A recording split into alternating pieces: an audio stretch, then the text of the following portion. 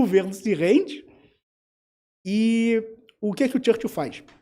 Ele envia uma esquadra britânica para uma base francesa em Melzerkipir, na Argélia. E ele dá a seguinte mensagem: naveguem conosco para a desmilitarização em nossos postos, se juntem a nós, ou nós vamos destruir vocês. Então, o que o Churchill faz?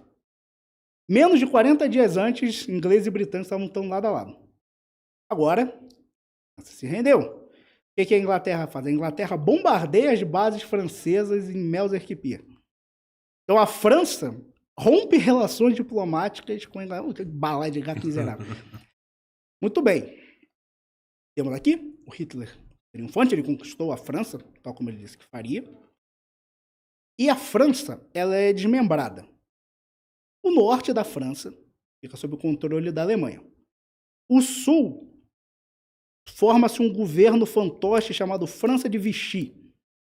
Vichy era uma cidade lá é uma cidade no sul da França, e é escolhida por uma razão muito nobre dos grandes políticos franceses. É porque Vichy é lotada de hotéis muito luxuosos. Então, Vichy se torna a capital dessa nova França, com Pétain como principal comandante. Mas ainda tem guerra. A guerra contra a Inglaterra ainda não acabou. Nesse período é quando Churchill faz o seu discurso mais emblemático: lutaremos nas praias, nos campos de pouso, nas ruas, nas colinas, nós nunca nos renderemos. Muito bem. Então, o que o Hitler vai fazer? Existe um plano de lançar a chamada Operação Leão Marinho. Desembarcar tropas na Inglaterra para, por meio disso, colocar o governo inglês no chão. Só tem dois problemas. A Inglaterra tem a marinha mais poderosa do mundo. Eu ia te perguntar, você falou que a da França era a quarta, a Inglaterra era maior. Isso. E era o Canal da Mancha. Então, não tem como a Alemanha ocupar de maneira naval o Canal da Mancha. Bom, não dá para você fazer os soldados caminharem pela água, não dá para eu destruir a marinha deles com os meus meios. Como eu disse, a marinha alemã foi quase totalmente destruída na invasão da Dinamarca e da Noruega. Sobra uma opção: você atacar pelo ar. Então, o que o Hermann Göring, que era o comandante da Luftwaffe, propõe? Vamos destruir a força aérea britânica e, uma vez destruída, nós usaremos nossos aviões para destruir os navios britânicos e aí nós desembarcamos as tropas. Porra, é um bom plano. É um plano muito eficiente, diga-se de passagem. E é assim que eles fazem. Isso é chamado de Batalha da Inglaterra. É a maior batalha aérea de todos os tempos. Provavelmente vai se manter assim por muito tempo. A Alemanha, os pilotos da Luftwaffe, todos, por exemplo, tinha um piloto chamado Werner Möders. Ele tinha batido o recorde do Manfred von Richthofen. O Manfred von Richthofen, o Barão Vermelho, havia derrubado, se eu não me engano, 91 aviões na Primeira Guerra Mundial. O Werner Möders já tinha derrubado 100. Nossa. E a guerra ainda estava no começo. A Alemanha tinha incontáveis ases ao seu dispor. A Alemanha conquistou a França, então todas as bases de lançamento do norte da França estavam sob o comando da Alemanha. Tudo bem. Começa essa batalha aérea. Aviões alemães contra os aviões britânicos. Os Spitfires, por exemplo, os aviões britânicos com seu motor Rolls-Royce, muito potente. Só que aí a Luftwaffe percebeu um problema muito sério. É totalmente diferente você atacar um país numa invasão como a Polônia, que é um país que vai ser atacado também por terra, do que você só atacar pelo ar. Por exemplo, eu sou um piloto alemão. Eu vim e derrubei esse avião britânico aqui. Só que o cara não morreu. Ele pula de paraquedas. Ele caiu na Inglaterra. Ele só precisa arrumar outro avião e ele voa de novo. Eu sou um piloto britânico. Eu meu piloto alemão. Ele não morreu. Ele cai de paraquedas, só que ele caiu na Inglaterra. Mesmo que ele não morra, ele perdeu. Então, chega um ponto que para cada avião que a Alemanha derruba, ela perde 2. Então, é uma situação quase impossível de ser mantida. Só que, por mais bizarro que pareça, a Alemanha chegou ao ponto de destruir toda a defesa antiaérea da Inglaterra.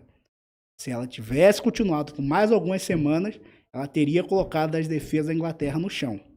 Só que aí, É por isso que a história ela é muito fascinante. Que você nunca pode esquecer aquela pitada da burrice humana. O Hitler iria vencer. Se ele tivesse continuado por mais algumas semanas, ele tinha colocado a Força Aérea Real no chão. Só que aí, em 24 de agosto de 1940, um piloto alemão, por acidente, ele bombardeia Londres. O Hitler tinha dado ordens expressas para não bombardear as cidades. Era para bombardear os campos militares, campos de pouso. No dia seguinte, 25 de agosto, o Churchill reage e manda bombardear Berlim. Então, o que o Hitler faz? Ele fica totalmente enraivecido e ele manda abandonar a estratégia de atacar os campos militares britânicos. Ele manda atacar só as cidades agora, em resposta ao que aconteceu. Então, ele envia centenas de bombardeiros para atacar Londres, Coventry, várias outras imediações da Inglaterra, que ele dizia, quando as suas cidades forem destruídas, os britânicos vão se render. Só que os britânicos mostram um senso de resiliência absurdo. As pessoas começam a dormir no metrô para escapar dos bombardeios e vão trabalhar no dia seguinte, como se nada tivesse acontecido. As pessoas começam a andar de noite com seus carros com os faróis sempre desligados para impedir o mínimo de localização que os alemães poderiam ter. Mas ainda assim, chega um ponto que o senso de vingança da Alemanha é tão grande que existe um relato de pessoas que viram em determinados dias bombardeios de Londres. Elas olharam no horizonte e viram 3 quilômetros de bombardeiros alemães rumando para Londres. Centenas de bombardeiros. Atacaram Londres de dia. Criou um incêndio gigantesco na cidade. E de noite, os alemães voltaram de novo com seus aviões, guiados pelo incêndio na cidade. Para bombardear outros pontos na cidade.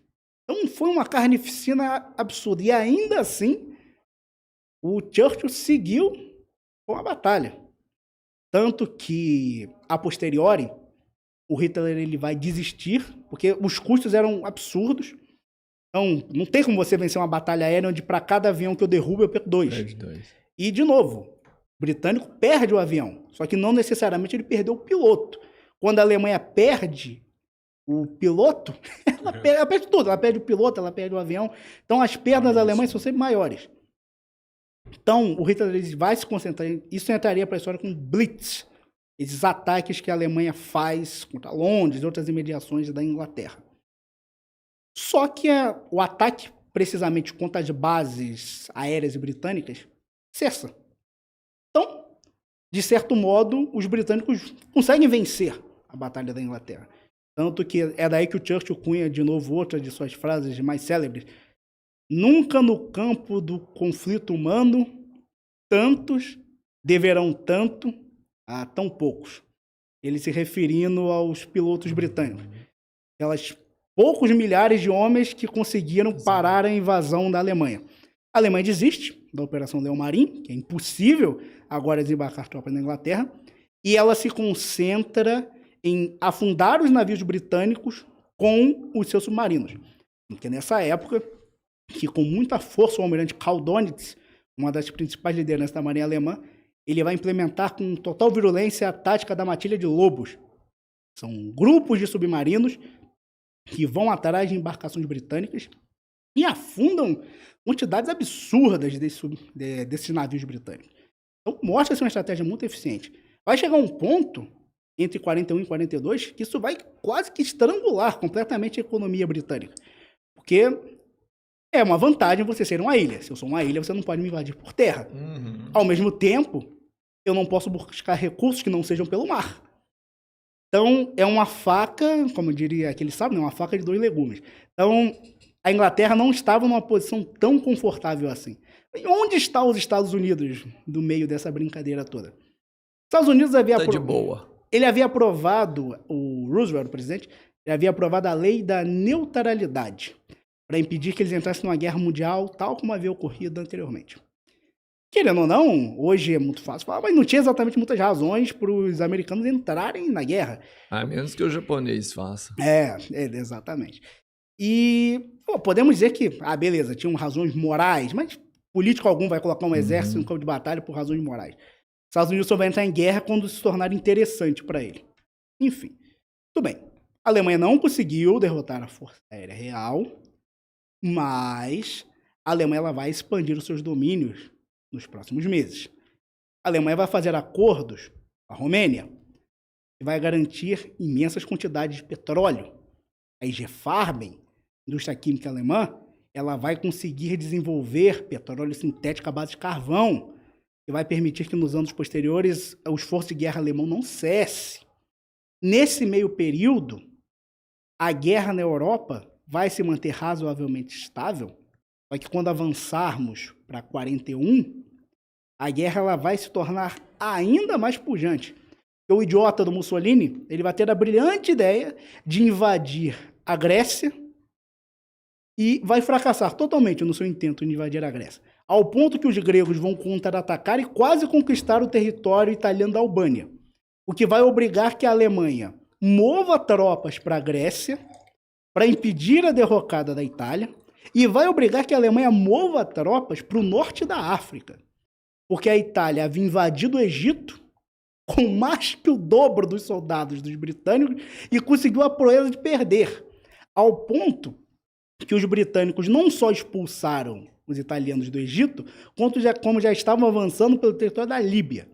Então a Alemanha precisa mandar exércitos para a Líbia, precisa mandar exércitos para a Grécia. Em dado momento a Alemanha vai ter que invadir até mesmo a Iugoslávia para garantir parte do seu flanco. Então é uma imensa complicação que a Alemanha vai entrando. E os Estados Unidos já está fornecendo grandes quantidades de material para a Inglaterra. O Hitler sabe que se os Estados Unidos entrar na guerra, a situação vai virar completamente. Porque, primeiro, não tem como você atacar os Estados Unidos, está a milhares de quilômetros de distância. A economia deles é 1000 vezes mais poderosa do que a deles. E pela distância, se eu não tenho como te atacar, o único prejuízo que você tem são os seus soldados no campo de batalha. Se você quiser lutar essa guerra por décadas, você pode. A Alemanha não pode. Ela está lutando literalmente nos mais diversos campos de batalha. Muito bem. O que o Hitler vai fazer? Ele cisma com o seguinte: se vamos entrar em guerra com os Estados Unidos, precisamos de matérias-primas. Essas matérias-primas estão no leste. O espaço vital definitivo, o Lebensraum definitivo, é a União Soviética. Precisamos conquistar a União Soviética, e quando conquistarmos a União Soviética, a Inglaterra vai entrar em pânico, vai fazer a paz, e não precisamos temer nada contra os americanos. Então ele manda com que o seu alto comando, na figura de, por exemplo, o general von Paulus, ele arme uma estratégia para invadir a União Soviética. E para esse intento, ele reúne apenas o maior exército já reunido na história da humanidade para uma invasão militar. Quase 4 milhões de homens em tropas, não apenas alemães, finlandeses, romenos, eslovacos, húngaros, italianos, e até mesmo tinha uma divisão de espanhóis, que era a divisão azul. Mais de 3 mil tanques, 7 mil canhões, centenas de milhares de caminhões, uma quantidade absurda de equipamento militar, muitos desses conseguidos pela conquista da França, tanto que muitos dos caminhões vinham da Perrier e da Renault. Então, o que acontece? Mas essa invasão, vários oficiais eram contra ela, né? Vou te falar, chegou um ponto que óbvio, sempre existiria oposição dentro do exército da figura do Hitler. Só que a União Soviética tinha sido tão incompetente em sua invasão na Finlândia que existia o Hitler dizia, a União Soviética é como se fosse um gigantesco casarão em ruínas. Se você der um grande chute na porta, todo o resto da estrutura vai cair. Então o que ele faz? Ele arma 3 exércitos posicionados em 3 flancos diferentes para, desse modo, demolir as defesas soviéticas. Um exército atacaria a Ucrânia, que era um alvo econômico, um exército atacaria Moscou, que é um alvo político, e um exército atacaria Leningrado, que é um alvo ideológico. Mas Leningrado também tinha a parte tecnológica deles, não falar as fábricas ali, não era só. No caso, todas essas localidades têm... Hoje, Leningrado é o que nós conhecemos como São Petersburgo. São cidades, sim, relevantes. Só que vamos dizer, o polo industrial definitivo, tanto que por isso que tinha o nome daquele maluco, era Stalingrado. Então, enfim. E a ideia era basicamente o seguinte.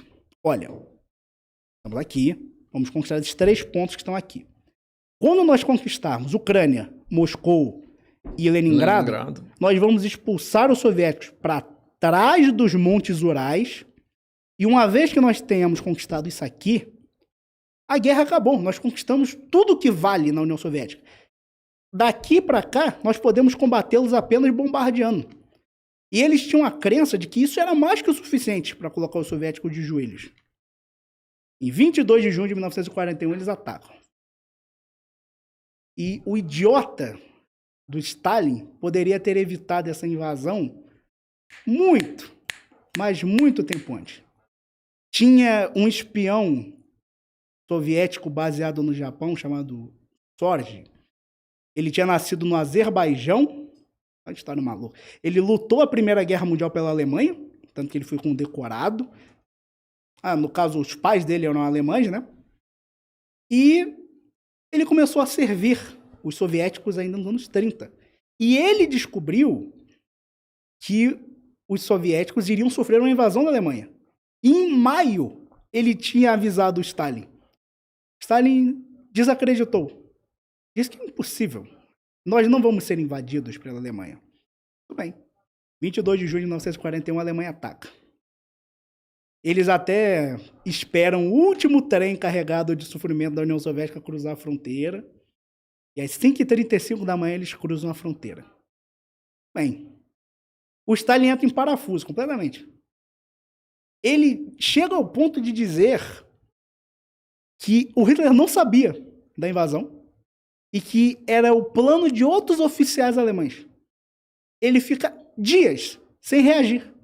Ele fica dias deixando a Alemanha varrer a União Soviética. E a Alemanha varre a União Soviética de uma maneira... É inacreditável o que eles vão fazendo ali. Eles avançam dezenas de quilômetros em poucos dias. Eles destroem exércitos inteiros com custos mínimos. Cidades gigantescas como Smolensk, que vão ser com 100 mil alemães vão ser sacrificados ao custo de eliminar 1 milhão de russos. Então, as taxas de perdas, às vezes, eram mínimas. Em comparação com os soviéticos, eram gigantescas. O exército alemão era muito mais bem preparado, apesar do exército soviético ser muito maior. Então, esse confronto inicial é completamente desafiador. Para vocês terem ideia, 5 mil aviões soviéticos são abatidos só nos primeiros dias de guerra. Grande parte desses aviões no solo ainda, que nem tinham levantado voo. Então, é um desastre de proporções inacreditáveis para o Stalin. Isso vai ser conhecido como a Operação Barbarossa, maior operação militar que o mundo já tinha visto até aquele momento. Só que essa invasão ela tinha um problema. Eram 3 frentes, um exército para cá, um exército para cá, um exército para cá. E o exército do centro, ele começou a avançar razoavelmente mais rápido que o exército da Ucrânia. Então chegou um ponto que existia uma... É meio difícil de explicar sem um mapa. Existia uma saliência assim, vamos supor, um vem para cá, um vem para cá, um vem para cá. Só que um está muito na frente e tem uma parte do território assim que não foi conquistada. Tem centenas de milhares de soldados soviéticos atrás das linhas alemãs. Então o que o Hitler faz? Ele dá ordens para que o exército, que estava a apenas algumas centenas de quilômetros de Moscou, dê a volta para cercar essas tropas soviéticas e impedir a formação de bolsões à retaguarda da Wehrmacht. Aí é um debate miserável dos historiadores. Será que foi essa volta que impediu Hitler de conquistar a União Soviética? Seguir, né? Não, não foi. Porque mesmo se Moscou tivesse caído em algum momento, o Stalin simplesmente recuaria mais e continuaria com a guerra. A queda de Moscou não significava a queda da União Soviética. E essa volta, eles chegam lá em setembro de 1941, eles cercam mais de 700 mil soldados soviéticos. E o Himmler, comandante da SS, dá uma ordem muito humanitária para que todos eles morram de fome. Simplesmente